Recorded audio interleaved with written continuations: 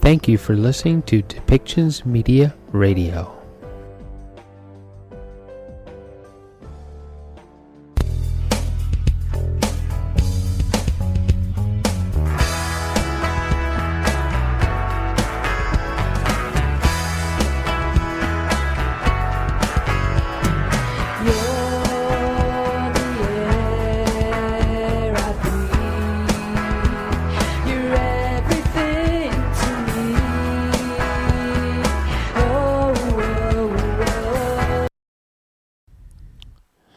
Welcome back, everybody. What do you have when you have a certified integrative coach through the Ford Institute for Transformational Training and the Levin Life Coach Academy, who is also a certified breakthrough shadow coach, empowerment parent coach, a courage coach, healing your heart coach, leadership coach, holistic lifestyle coach, and a bigger, better, braver coach, who also happens to be an international best-selling author. Well, her name is Nancy Pickard, and she is all of those things and more. She knows what it takes to help people achieve big goals. She holds multiple personality training certifications as a focused on health and wellness for almost 20 years. Her path towards coaching was a natural evolution. She has a bachelor's science degree in psychology, a master's in education. She's just a fantastic person, and we are so grateful to have her on our show today.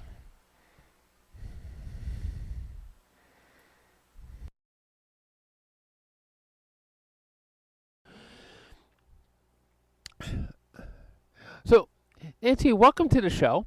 And I always have to ask people because if you're a motivational speaker or a coach or something like that, there's got to be a story behind what got you started. And I always just get interested in those stories. So how'd you get started doing what you're doing? Well, in the first part of my life, the first part of my adult life, I owned a personal training gym. So helping people was already something that I loved to do. It was, part of who I was. But I was working with people from the inside or from the outside in, right? Mm-hmm. More about holistic lifestyle and what you look like and how you're eating and how much you exercise. And I was a personal trainer. And then I didn't work for 9 years, and I got divorced, and after 26 years of marriage, and it really hit me hard. I wasn't prepared. I didn't have the tools. I was very other referenced, meaning that I saw myself and my self-worth through the eyes of my ex-husband. So when he no longer wanted to be married to me, then instead of recognizing that he was having a midlife crisis and this was more about his breaks and need to live a different life, and marry somebody that was 2 years older than my oldest son, I still made it about me. So it took me a really long time. I know. That's my revenge, is getting to tell that story now. But anyway, First Wives Club. It was a long journey back, and I had to reorient myself to be self-referenced, like know that I'm worthy because I breathe and I'm on this earth and I'm a really good person, and it had nothing to do with how he saw me. It had all to do with how I see me, and that was life-changing. And all of the tools and all of the work and all of the coaching I did to get myself to a place where I felt that good is what I started to become. I got certified to become a coach. And then, honestly, that was about 9 certifications ago. And I've been a mentor, and I teach other coaches to be coaches. And I'm now in a 2-year program to be a therapeutic marriage and relationship coach, which is totally not something that I saw coming. It's very different than everything else I've done, but I'm obsessed with it. And the man, Terry Real, who it's his program called Relational Life Therapy. So I'm always just on the next step, on the next growth. What can I add to my life, and what tools would benefit the people that I service? And so, in a nutshell, that's my story. Wow. So it doesn't matter if I say to you that I think you're beautiful. What matters is, do you see you're beautiful? Yes, and also I had to change my orientation, because I will tell you that, of course, I dated my butt off after my divorce, and every man thought I was beautiful, and I used to think, what do you know, right? So instead of hearing them, it wouldn't even get in. I would think, well, then, you're just not that good if you think I'm that great, kind of thing. Like any group that wanted me, then it can't be a good group, kind of thing. So it's a very different orientation. I was traumatized and wounded, and I needed to do some healing work to be able to let that information in, and to trust other people. I just was so pinpointed in on needing my ex-husband to see me in a certain way. And when he stopped seeing me that way, it didn't matter what anybody else said.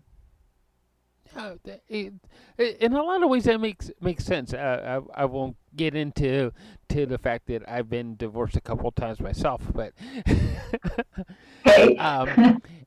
but what I will say from my personal reference is that until I started seeing myself as a valuable person, that I just kept falling flat on my face. Yeah. So. Or you bottom feed. If you don't believe you're worthy, you bring into your life other people who really are not worthy. And then you think, that's all I deserve. That's all I'm worth. And that also doesn't work for you. Yeah. Can see what you're saying with that. So, how do we flip that around? What kind of work do we need to do to actually flip that around? You have to do a lot of inner work, and you actually have to do some inner child work, because we all have shadow beliefs that are hidden in our subconscious that come from our childhood. And they sound like, I'm not good enough. I'm unworthy. I need to be perfect to be loved. I need to control everything to be safe. My voice doesn't matter. My needs don't matter. Or life will never bring me what I need. These are all, mine was, I'm not safe alone. These are all different beliefs that we have that come out of our childhood. Something happened. We made something emotionally, an event happened. It could be a very little thing, but it's our own childhood interpretation. We made a meaning about ourselves or the world around us, and that doesn't even hit our conscious mind. It's in our subconscious, but it rules our operating system. It tells us on a daily basis what we can and cannot do, and it tries to keep us small and safe, because as children, we need to be kept safe. But as adults, it stops keeping us safe, and now it keeps us small. Wow. And I'm going to tell our listeners right now, is like hearing someone that has, I mean, you literally do have a grocery list of coaching certifications. I know. I think I cut myself off at some point because I ran out of time in the intro. Right. I know. For all of them, but at the same time, it sounds like you're having fun with it all. I love it all. I'm passionate about it. Yeah. I really am. It really serves me as a human being, as a woman. It helps me in all of my relationships. It makes me more relational. It teaches me to hold myself in warm regard while I'm holding my partner, my children, everybody else in warm regard. It just changes how you live your life. Yeah. So with everything that all the work that you've done, not just the certifications, but the work that you've done on your inner self, how does Nancy see Nancy? Really well. I I really I like myself. I own the things that I'm good at. I own the things that I'm not good at. I recognize my triggers. I see where my work still is. And yet I love my core values. I love how I stay in integrity and in alignment with doing the things I say I'm going to do and following through. I love that people can trust me. And I'm a really supportive mother of two grown men and the grandmother of four and good, daughter, mother-in-law to my daughter-in-laws and a good partner and a good friend. So I'm living my life really like I'm firing on all cylinders. And that takes a lot of work to get to that point. But when you get to that point, you feel good about yourself. And when you fall, you're falling forward. You're still moving. You're still trying new things. I like really use my life as a laboratory. How is this working? What can I do better? How else could I have viewed what that person said? Why am I getting upset from what that person said? Like all of these questions make me the observer of my own life instead of the reactor to everything that happens when I get triggered. Hmm. So, being the observer, how does that actually um, help Serve you? me. Yeah, how does it serve you? It serves me because I don't just go with my gut reaction. So the old Nancy, when she would get upset or hurt or mad, would either say something really nasty in return, or, I would hit the below the belt, which women are pretty good at doing. Yeah. And And now instead, I look at it. Wow, what am I making that mean about me? And why am I making that mean? Like, what did I just get triggered? Do I feel disrespected? Do I feel unworthy? Do I feel any shame? Like, what is coming up that's making me like want to smack that person right now? And when you look at it and you ask yourself those questions, how can I look at this differently? What could they have meant by it? Why am I getting upset? How can I respond in a cherishing way instead of in a triggered way? All of those things are actually being the observer. I'm recognizing that my thought is just a thought, but it's not necessarily true. And that there are other ways I can look at this that would be more beneficial. And then I can respond instead of react.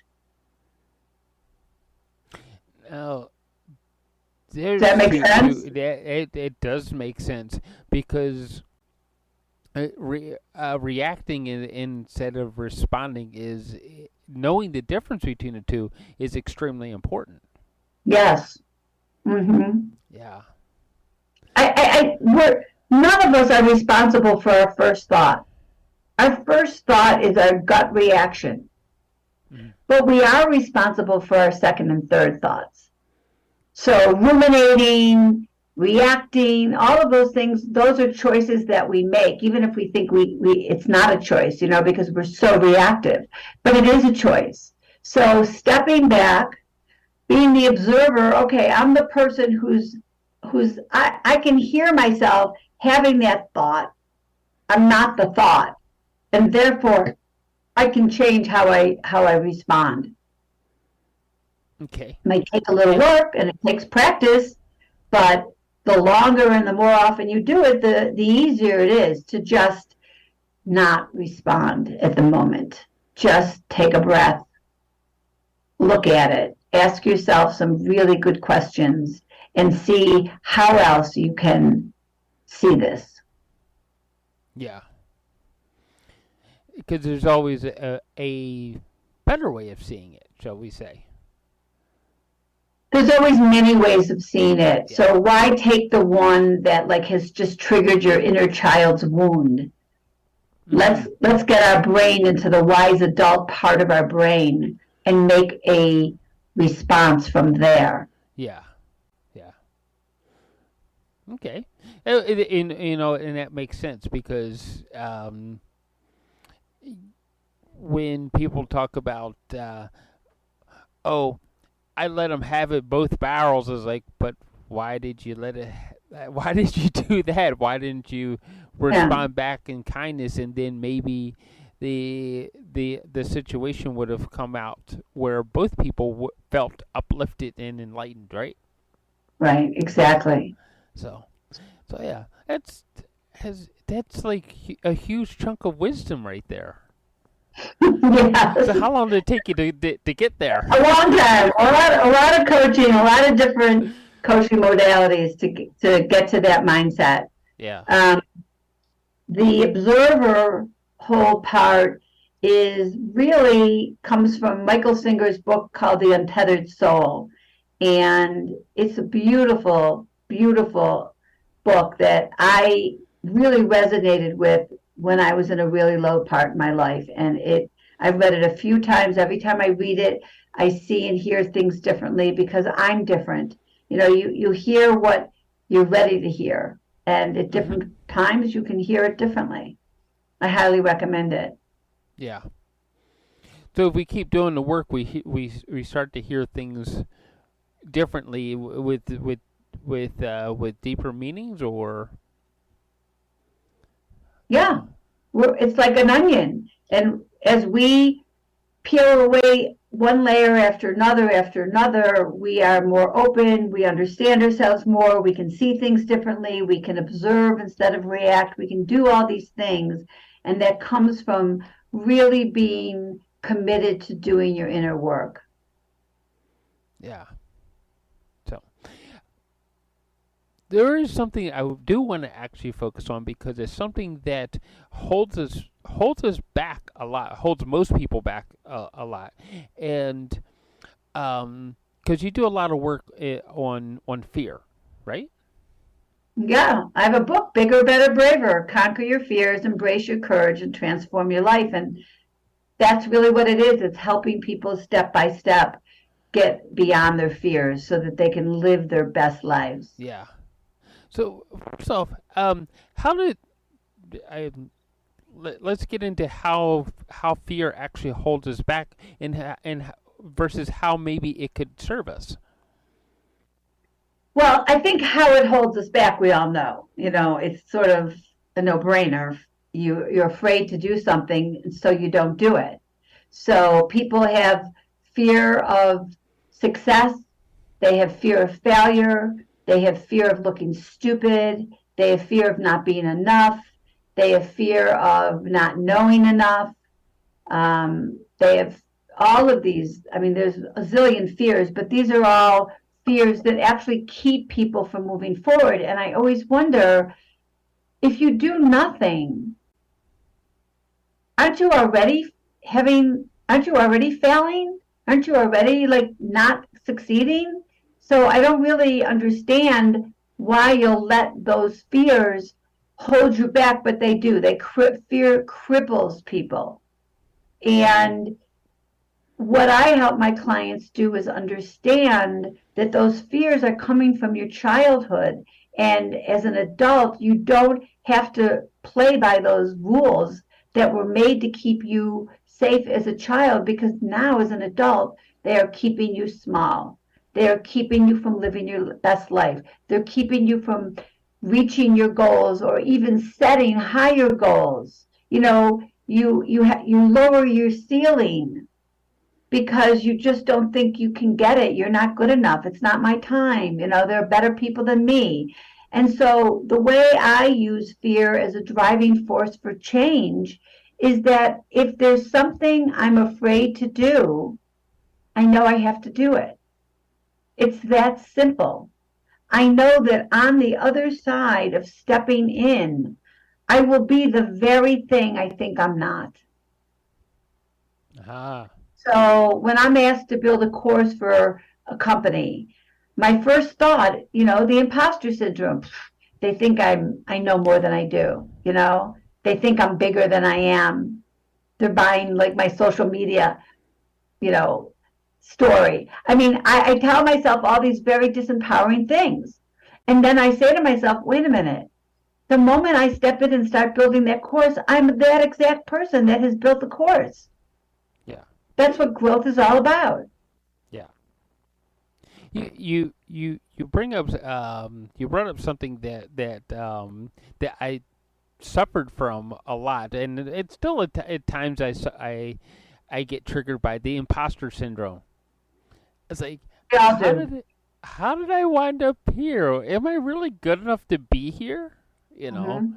and I've been in a room with some pretty high power coaches and some pretty globally inspirational people, and it's like, um, I and the first thing I did was I clammed up and thinking, I don't belong here. I shouldn't have done this to begin with. Right. And it took another friend of mine who's also a coach, and he just slapped me against the head and say, "Hey, you got invited in here for a reason." Right. Yeah. People can see more value in you than unfortunately than you're seeing in yourself in this moment. And so that's the other part of this. You have to exude your own greatness so that that's what gets mirrored out in the world to other people. If Hmm. you exude your imposter syndrome, disempowering beliefs, that's what they're going to see. Yeah, That's that's a choice that you make. yeah. But I can see a lot of people doing that, and in the same given situation, I clammed up and didn't fully voice my opinion, Right. and it's like, and of course you look smaller that way. Right. So the imposter syndrome is a self-sabotaging syndrome. It's exactly what it is. It's made to keep you small because your brain wants to be safe.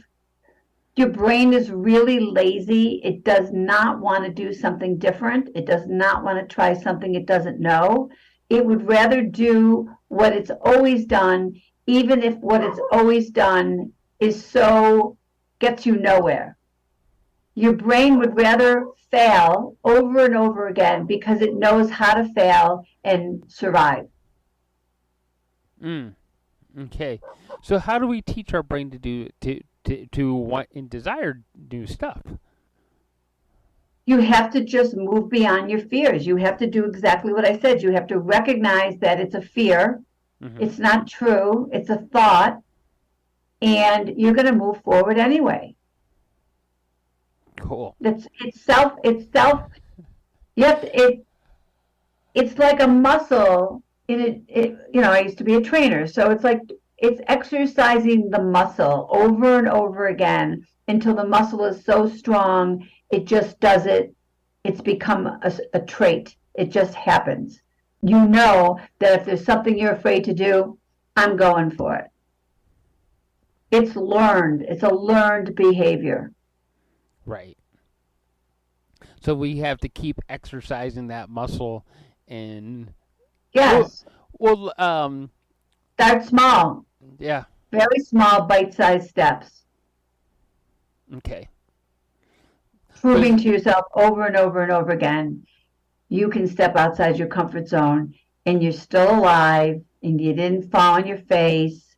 And if it didn't work out the way you wanted it to, that's a great stepping stone so that maybe next time you'll be more successful.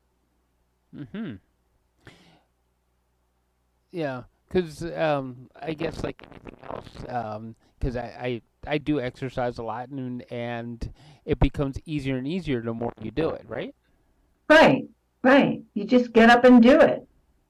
You Yeah. jump in, you know, you just jump in. It's like jumping into the cold water versus one little toe and then the other. And, you know, can I do this? It's so cold. Just go for it. Cool. So we need to learn to jump in full body, not just. Yeah, I mean, it was a good analogy, but the reality is I do promote small steps. Yeah. I do promote training yourself that you can be successful and you can do hard things one little step at a time. So, but if you just take the whole Well, theory of okay. going at life with gusto and having a growth mindset, that's like jumping into the water. Yeah, I was gonna say Yeah, there's jumping into the water, and then there's jumping into the water. So, yeah, yeah.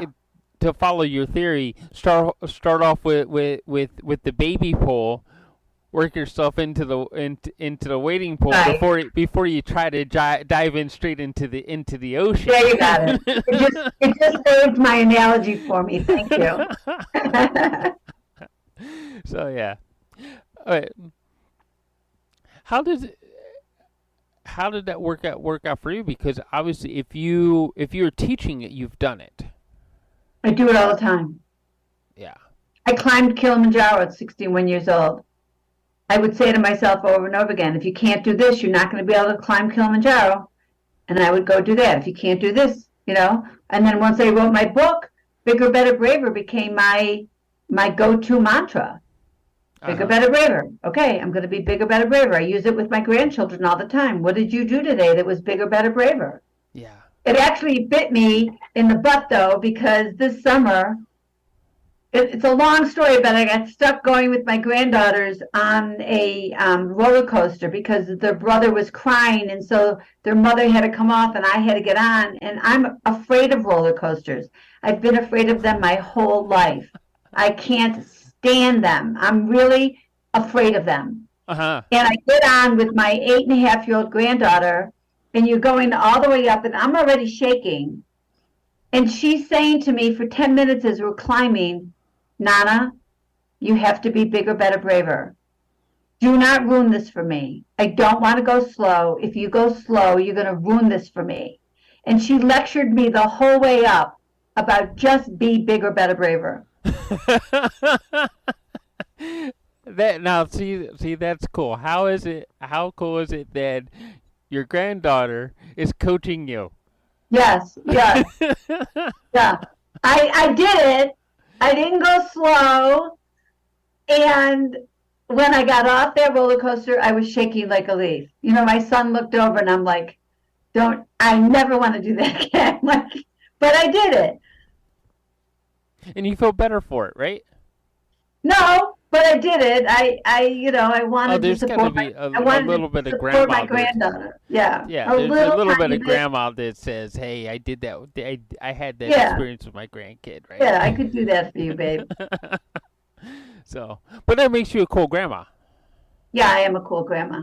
They So, think so, but they're yeah, still young, so yeah, I hope I'm still cool when they're old enough to appreciate it even more. yeah. Well, if you're cool now, most people don't change that much that they become Right, that uncool, right? right, right. So, but um, when you wind up in when someone winds up in that situation, are there like steps that you take to make yourself actually keep going and push through it? Part of it is knowing that you're really going to be okay. You know, I literally went through my head. I've never read anything about this roller coaster, anybody falling off it. Like, I honestly did some negating of the fear, you know, which is what I do with my clients. What's the worst case scenario? And if the worst case scenario does happen, how will you survive? And what's the percentage of the likelihood that the worst case scenario will ever happen? So number one, they can see how they'll survive. And then number two, they also see that it's probably like a 1% chance that that horrible thing that they're fearing would ever happen. And when you kind of look at it that way, you're like, oh, yeah, I can do this. So narrow it down to and make the what you're afraid of smaller than what the outcome of. Yeah, because the likelihood of the worst case scenario ever happening is minuscule. And if you've already told me what you're going to do in the worst case scenario, then you already know you're going to survive. There you go. So you're just playing with the message that you're telling yourself. Yeah. Yeah. Give yourself a new message. There you go. That makes sense. A new message. Yeah. So, leading back to your to the title of your book again. Bigger, better, braver. Because that's the new message. Yay. Wow. You make it sound so simple. You know, it's not so hard. I mean, that's why you hire a coach. You know as well as I do that nobody gets to the Olympics without a coach. And Yeah. I am somebody that anything new that I do, I like to hire somebody. I want to get there. I want to get through the weeds as quickly as I can and get to where I want to go. I learn a new sport like pickleball. I take pickleball lessons. I wanted to be a really good skier. I took ski lessons. Mm-hmm. I've had trainers. I get, yoga lessons. Like whatever I want to excel in, I hire somebody to facilitate me. And that's what a coach does with your life. Yeah. So is skiing because before we actually turned on the record button, you said you were skiing today. So yeah, are you up to the almost the expert level? I'm a double black diamond skier. Yeah, I'm a double black diamond bump skier. There are certainly better skiers than me and people that look better on the mountain, but I will ski down 95% of all the mountains I'm on. Well, most of us know, it isn't like coming in first, looking best. It's just the act of finishing. That's the Yes. I'm everything after grateful every that's day. gravy, right? I'm grateful every day I get off the mountain that I'm off in one piece. Yeah. Every day. Yeah. Especially today, it was a whiteout, so you could really not see in front of you, and you get your equilibrium. Like sometimes you can't see the floor. Like you definitely get a weird feeling about where you're skiing. I took 3 runs and I said, "All right, girls, I'm done. I did it, but I'm out of here." I can't say that I've ever skied in a whiteout, but I can say that I have hiked. I did a 10-mile hike through a wooded area in a blizzard. Yeah, that's nice, but it was probably beautiful. Oh, it was pretty, and here's the real fun part. Like most people think, oh my God, you're gonna hike through a blizzard, you're gonna freeze to death. Well, if you let the blizzard become one with the blizzard, shall we say, the snow actually packs onto you and it keeps you warm. Yeah. So you can wind up getting where you're going. If you're hiking up, you're never cold because you're taking off layers as you're hiking because even if it's snowing, you're so hot because you're hiking. Yeah. Mm-hmm. Yeah, exactly. So, well, it was fun. It was really pretty to see all of the. And I'm not a big fan of snow, and it was just really pretty to see all of the trees and everything as it started to white out and everything. It was really cool that way. Yeah, beautiful. Yeah. So, but I can think of like a number of things that I have done that if I would have let the fear take me over, I would have never crossed the barrier. And that's an exercise I do with clients. Give me a list of 10 things you've done in your whole life that you were afraid to do but did it anyway. Mm-hmm. So that number one, you learn, oh yeah, you know what? I have done some things I was afraid to do. And then they'll come back and they'll say to me, some of those things on my list were the best things I've ever done. And I'll be like, yes, that's the point. When Yeah. you do something you're afraid to do and you do it anyway, the way you feel about yourself is like exponential. It's just you did the thing and you're so proud of yourself for doing the thing. Yeah. That makes sense. So let me ask you this: what's the when somebody comes to work with you? Obviously, coaching different people, there's different outcomes and different goals for each person. But is there like a general outcome that excites you about working with each person? Yes, it's helping them move beyond the barriers that are in their mind. It's helping them recognize and uncover their shadow beliefs and their unconscious commitments that are keeping them from having the life that they say they want. So I say I want X, but what I'm experiencing is Y. I help them see what the Y is that they're getting. Well, that's what you're more committed to. If this is what you really say you want, we have to shift your commitment to that thing. So I say I want to lose 10 pounds, but what I'm experiencing is 2 drinks every night. Or I say I want to lose 10 pounds, but I am experiencing that at the end of the day, I want to have dessert every night. Well, okay, so you're more committed to self gratification than you are to like long term gratification of losing the 10 pounds. Let me help you shift that. Right. Or I say I want to be in a relationship, but what I do is, always attract losers or find something wrong with every partner so that I leave them before they leave me. Okay, so you're actually more committed to keeping your heart safe than you are being in a long-term relationship. Let's shift that so we can get you the thing you say you want. Mhm. And I love doing that work with people. Yeah. And each person is a different shift, isn't it? Has different beliefs, has different goals, but the process is very similar. And then there's always tangents and other things that come into play. Mhm. It's great Very work. cool. Yeah. And learning more and more about people, though, right? Always. And then, you know what? You mirror your clients. So something will come up for them. And in my back of my mind, I'm thinking, I get it.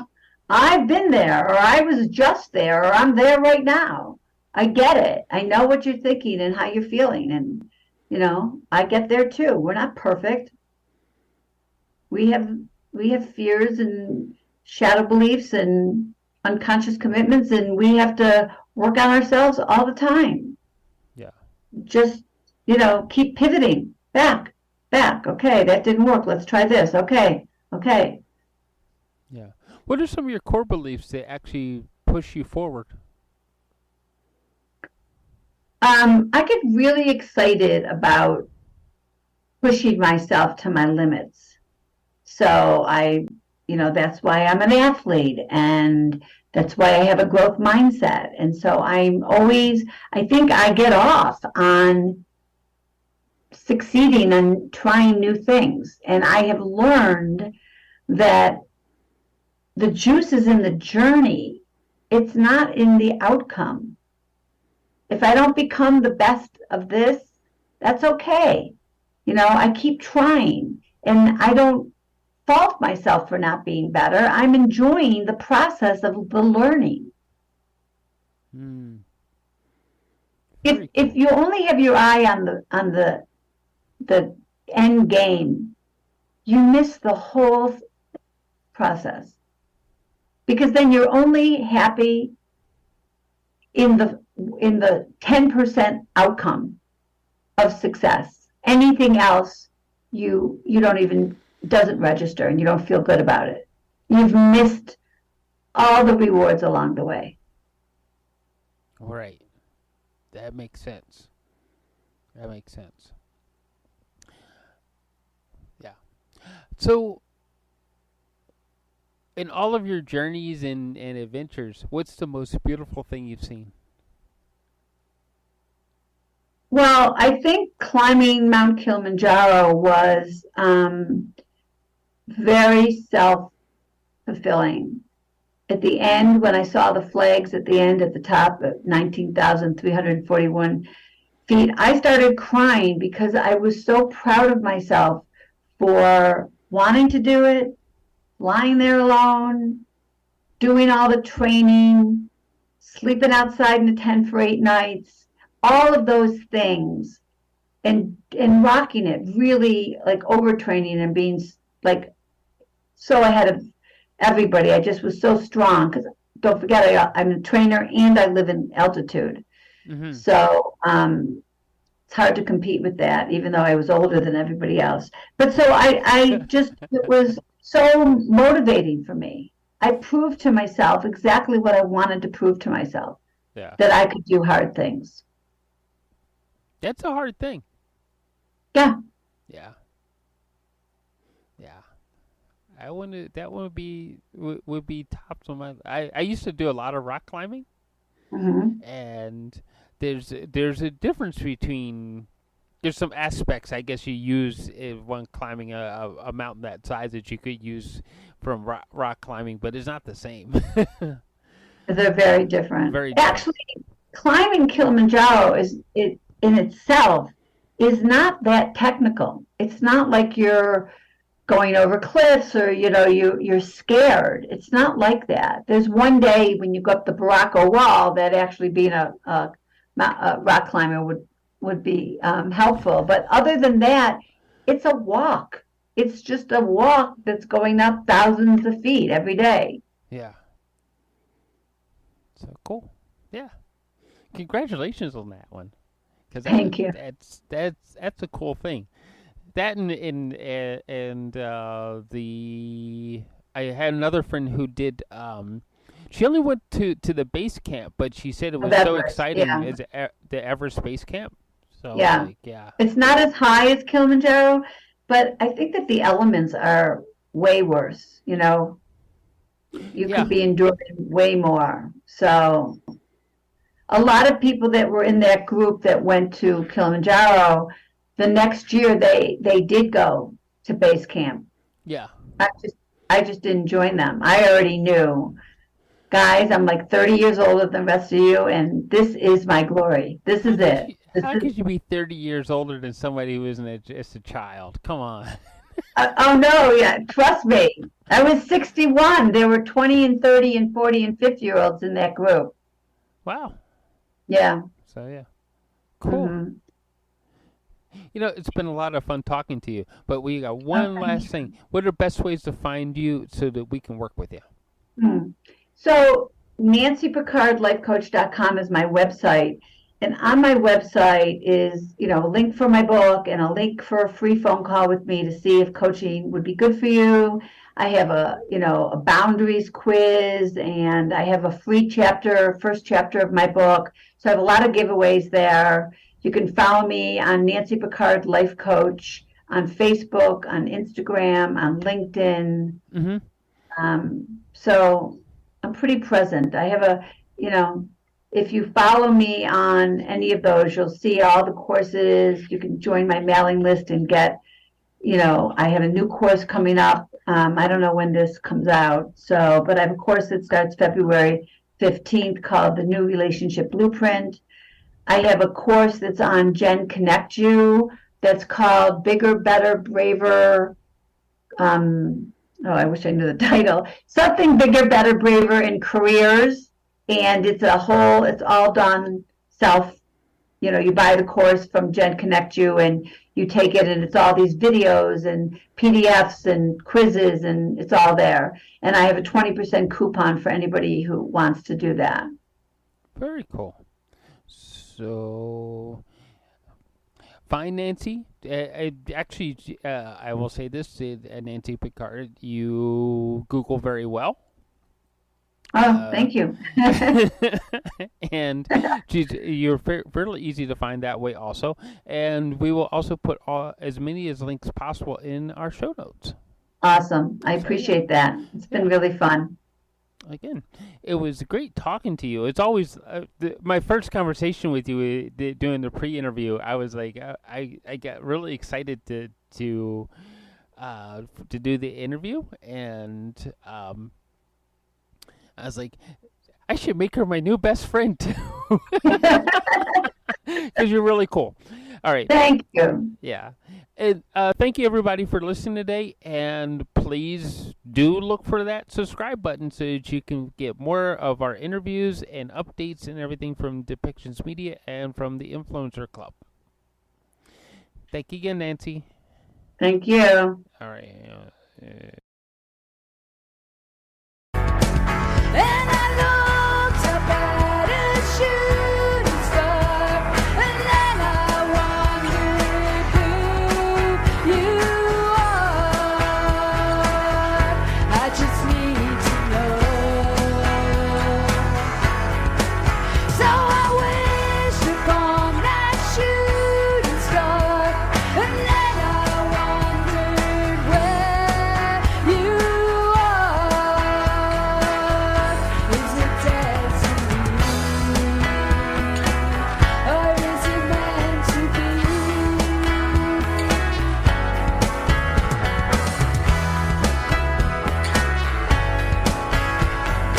Power of the mind is something we cannot hide. Oh,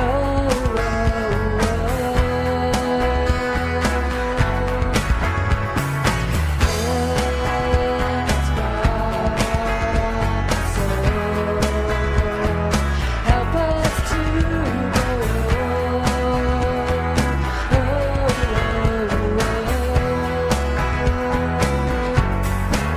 And I looked up at that shooting star, and then I wondered who you are. I don't know your name, so I wished upon that shooting star, wondering if you feel the same. Is this destiny, or is it meant to be?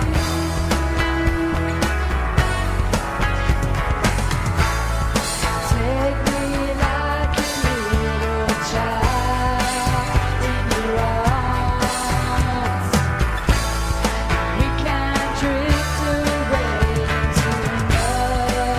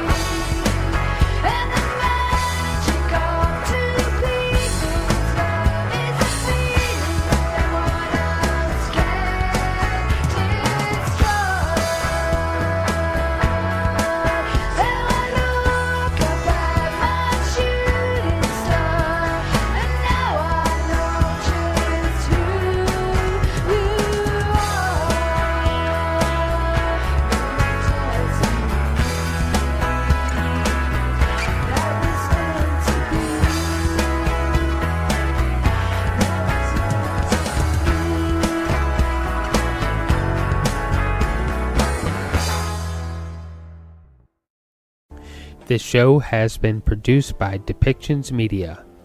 Please contact us at depictions.media for more information.